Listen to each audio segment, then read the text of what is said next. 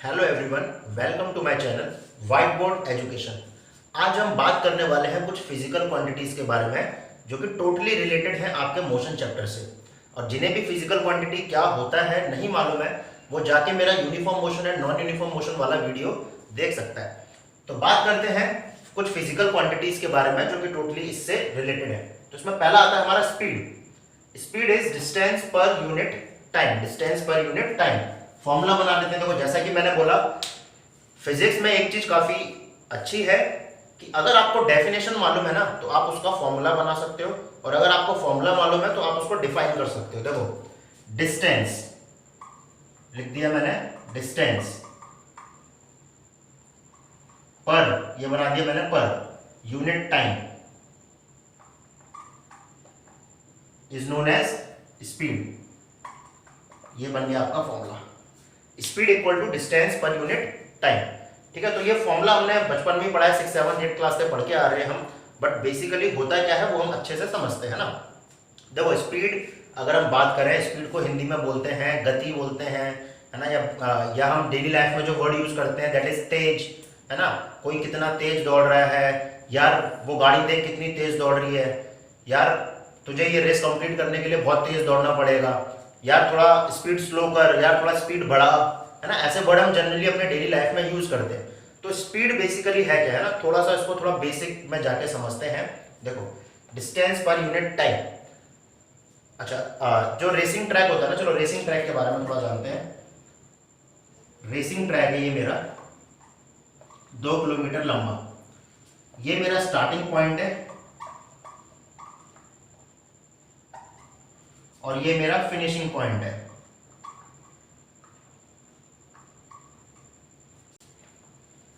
Clear है। अब हम क्या देख रहे हैं, इसी रेसिंग ट्रैक में सारी की सारी गाड़ियां हैं, लेकिन हम क्या देखते हैं, जीतती कोई एक ही गाड़ी है ना। सारी गाड़ियां नहीं जीतती हैं, सिर्फ एक ही गाड़ी जीतती है। अब क्या बोलते हैं, जो जो गाड़ी जीती, जाहिर सी बात है उसकी स्पीड ज्यादा होगी तभी वो जीती, है ना। अब देखो, डिस्टेंस तो सेम है ना। डिस्टेंस जो ट्रैक, जो आपका स्टार्टिंग लाइन से फिनिशिंग लाइन तक की जो डिस्टेंस है वो तो सब गाड़ियों के लिए सेम है, तो फिर एक ही गाड़ी क्यों जीतती है? उसका रीजन है। उसका रीजन देखो क्या है। सपोज अगर हम बात करें, सपोज अगर मैं दौड़ रहा हूं और मेरा कोई फ्रेंड दौड़ रहा है मेरे साथ, हम दोनों के बीच में कोई रेस है, मेरी गाड़ी की स्पीड है 80 किलोमीटर पर आवर, मेरे फ्रेंड की गाड़ी की स्पीड है 85 किलोमीटर पर आवर। आपने देखा, अच्छा हाँ, स्पीड को मेजर करने के लिए जो डिवाइस यूज होती है उसको क्या बोलते हैं, स्पीडोमीटर। याद रखना, स्पीडोमीटर लिख देता हूं मैं, स्पीडोमीटर। ये डिवाइस यूज होती है जिसके थ्रू आप स्पीड को क्या करते हैं, मेजर करते हैं। चलो आ जाओ, मैं दौड़ रहा हूं 80 किलोमीटर पर आवर से, मेरा फ्रेंड दौड़ रहा है 85 किलोमीटर पर आवर से।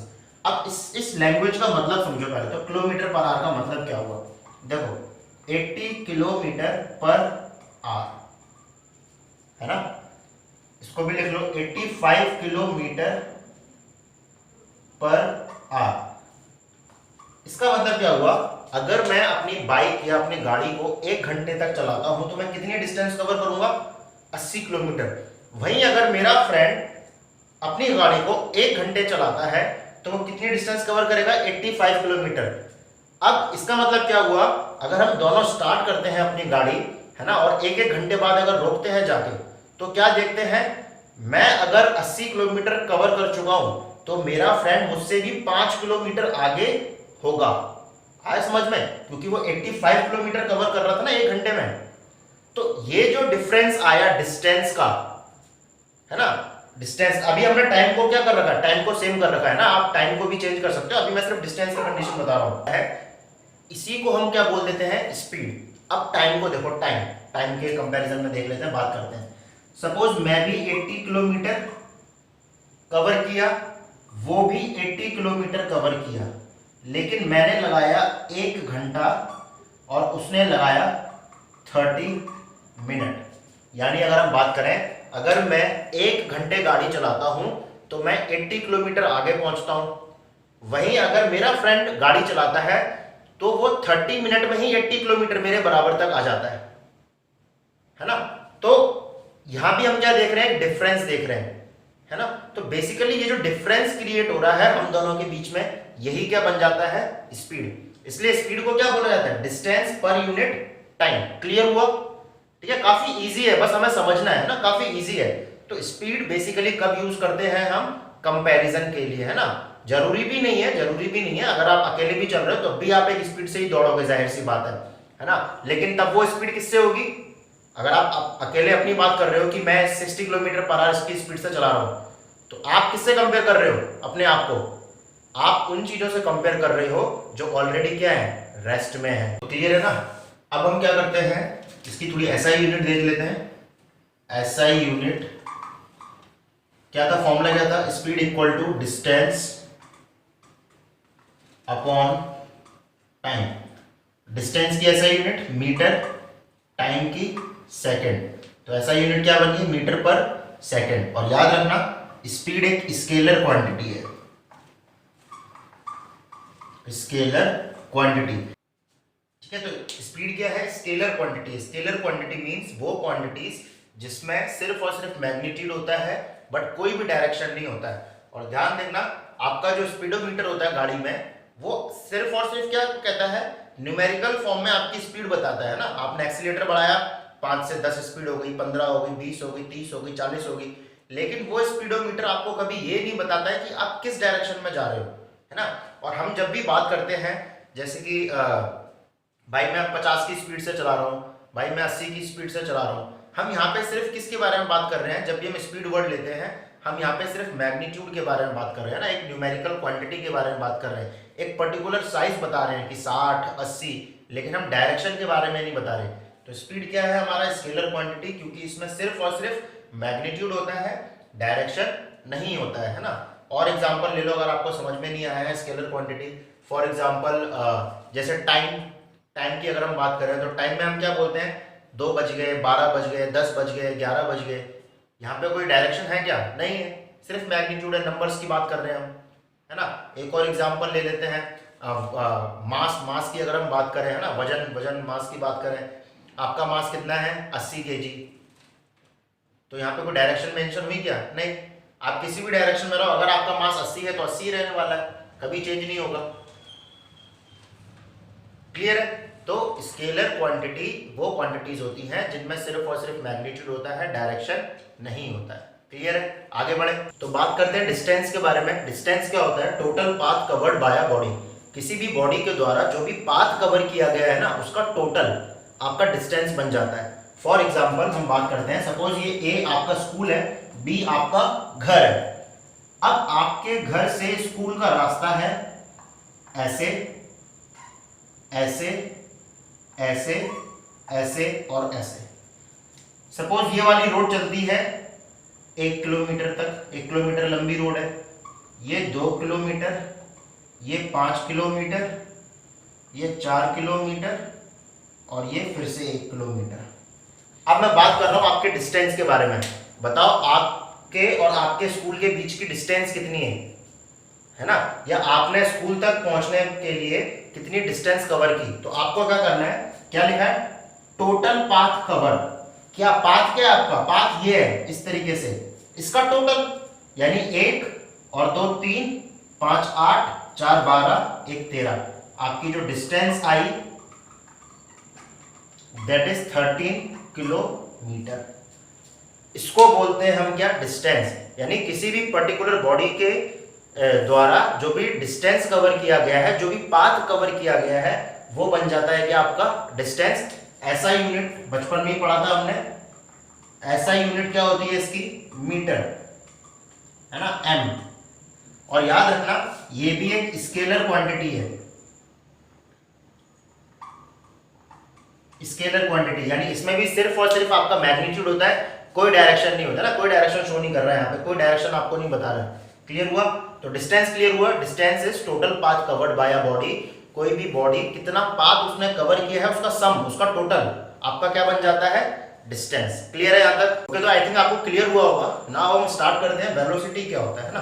देखो स्पीड और वेलोसिटी बेसिकली एक ही टर्म है, बट स्लाइटली उनमें थोड़ा सा डिफरेंस है ना। स्पीड के बारे में जब हम बात करते हैं तब वहां पे डायरेक्शन नहीं होती है ना, but when we talk about velocity, then there will always be a direction, वहां पे हमेशा एक डायरेक्शन होगी। इसीलिए क्या लिखा हुआ है, स्पीड विथ डायरेक्शन, यानी स्पीड के साथ साथ डायरेक्शन भी, यानी इसमें आपको मैग्नीट्यूड भी होगा साथ ही साथ डायरेक्शन भी होगा। तो ये क्या बन जाता है हमारा, वेलोसिटी, है ना।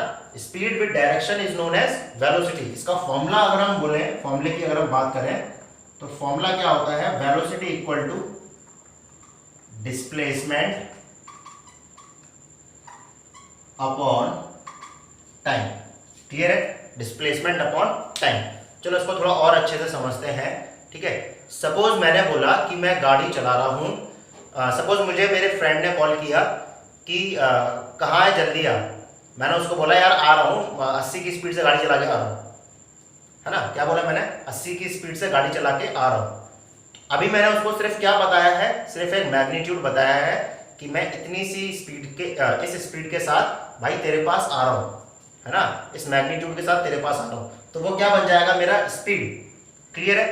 बट मैंने बोला कि सपोज कोई ट्रेन है ना, सपोज कोई ट्रेन है, वो ट्रेन 120 किलोमीटर प्रति घंटे की रफ्तार से चल रही है, किस डायरेक्शन में, ईस्ट टू वेस्ट।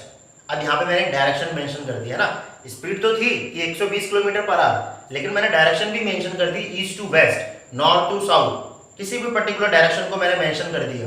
तो अब क्या कहलाएगा, अब वो स्पीड नहीं कहलाएगा, अब क्या कहलाएगा, वेलोसिटी। क्लियर हुआ। तो जहां भी स्पीड के साथ साथ डायरेक्शन ऐड हो जाएगी तो हम क्या बोलेंगे, वेलोसिटी।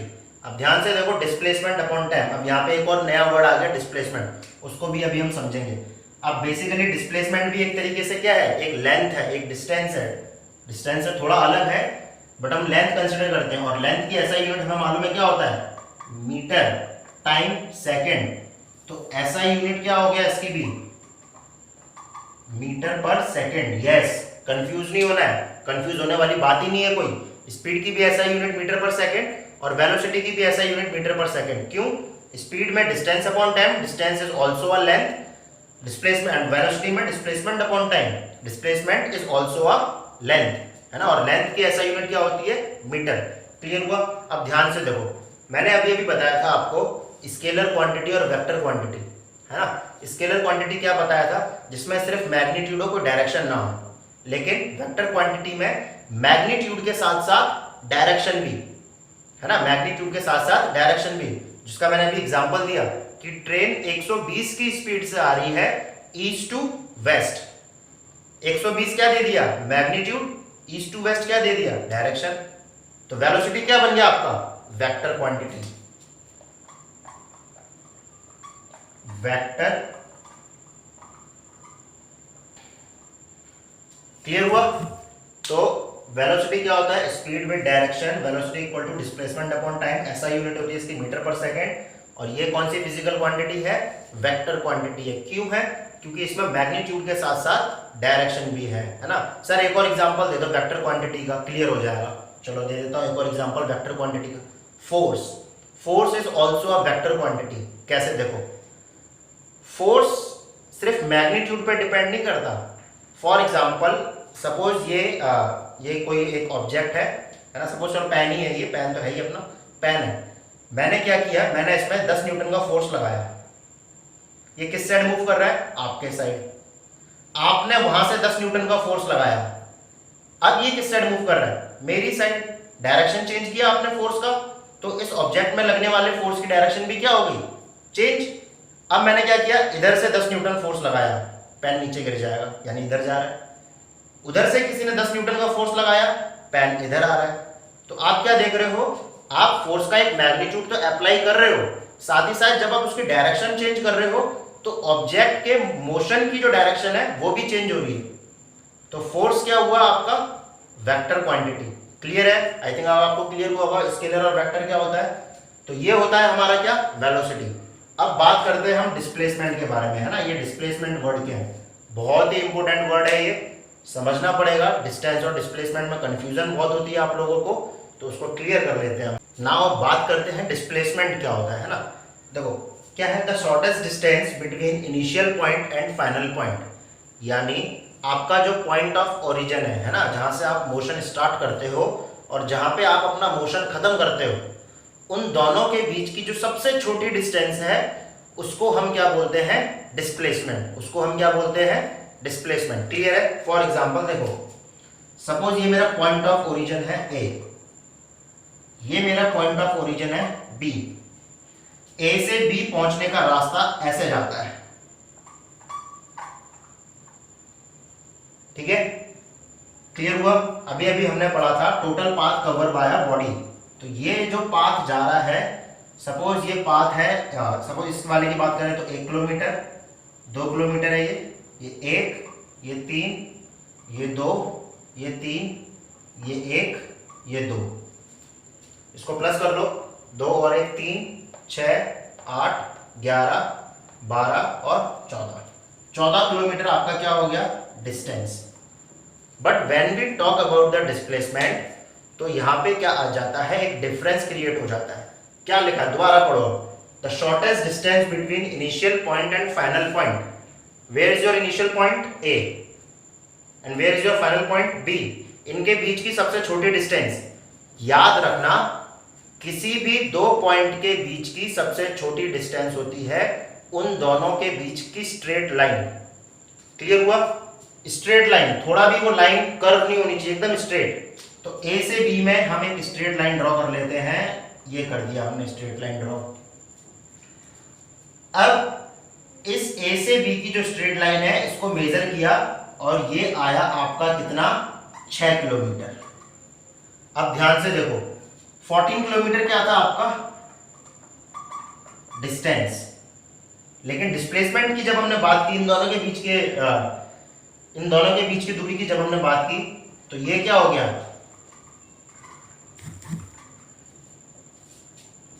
ये हो गया आपका कम। और कितना आया, 6 किलोमीटर।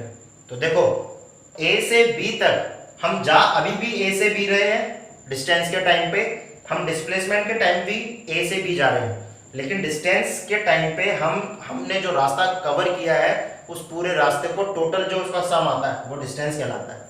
वहीं अगर हम बात करें डिस्प्लेसमेंट के टाइम में, तो डिस्प्लेसमेंट के टाइम में सिर्फ एक ही रास्ता आपको चलना है, वो है क्या, सबसे छोटा रास्ता। और वो सबसे छोटा रास्ता क्या होता है, स्ट्रेट लाइन। और उस स्ट्रेट लाइन को जब हमने मेजर किया तो क्या पाया कि ए से बी के बीच की दूरी कितनी है, 6 किलोमीटर।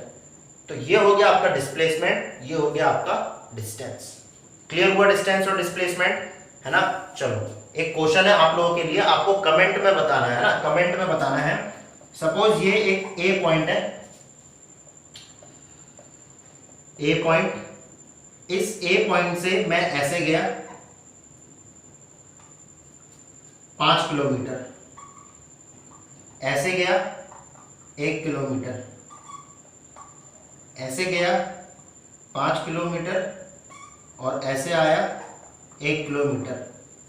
कमेंट में बताना जल्दी से, डिस्टेंस कितनी होगी और डिस्प्लेसमेंट कितनी होगी। क्लियर है? आपको बताना है डिस्टेंस और डिस्प्लेसमेंट कितनी होगी। ठीक है, तो डिस्टेंस और डिस्प्लेसमेंट क्लियर हुआ। डिस्टेंस और डिस्प्लेसमेंट क्या होता है, distance total path cover by a body. Displacement क्या होता है, किन्हीं भी दो पॉइंट के बीच की जो सबसे शॉर्टेस्ट डिस्टेंस है वो क्या कहलाएगी, आपकी डिस्प्लेसमेंट। अगर ध्यान, चलो एक और एग्जांपल देख लेते हैं। देखो अगर आपका ये ए पॉइंट है, आप एक सर्कल परफॉर्म कर रहे हो और आप उसी सर्कल पे आके खत्म करते हो, तो आपकी डिस्प्लेसमेंट कितनी होगी। याद रखना इस केस में आपकी डिस्प्लेसमेंट होगी 0।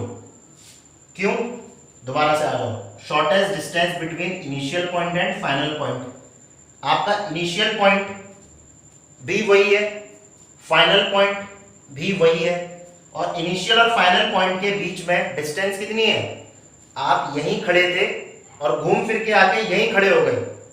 यानी आप जहां थे आप वहीं खड़े हुए, आप उसके थोड़ा भी आगे पीछे नहीं गए, घूम फिर के आए और दोबारा से वहीं खड़े हो गए। आपने स्टार्ट कहां से किया था, ए पॉइंट से, आपने खत्म कहां किया, ए पॉइंट।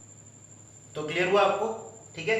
तो डिस्प्लेसमेंट की अगर हम बात करें तो डिस्प्लेसमेंट एक वेक्टर क्वांटिटी है, वहीं डिस्टेंस एक स्केलर क्वांटिटी है ना।